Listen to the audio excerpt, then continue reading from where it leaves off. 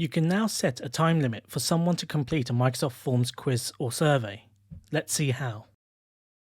Here we have a Microsoft Forms quiz, and we want to add a time limit so students have to complete it within a certain number of minutes. To set a time limit in Microsoft Forms, click on the three dots More Options icon and select Settings. You'll see under the Options for Responses section a checkbox to set a time duration for the quiz. Checking this box allows you to set a time limit in minutes for the students to complete the quiz. The minimum number of minutes is 1 and the maximum is 999 minutes. The Microsoft Forms quiz will automatically submit the responses filled in once the timer reaches 0, even if the student doesn't complete the whole quiz within the time limit. You can view what the student will see by clicking on Preview.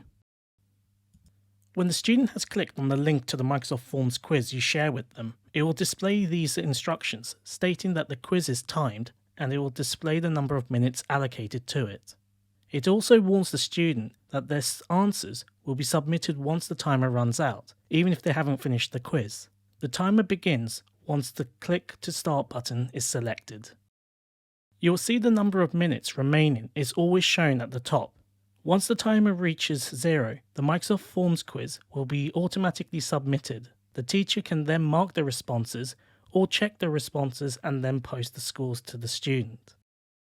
Setting time limits can also be done in Microsoft Forms surveys too by following the same steps.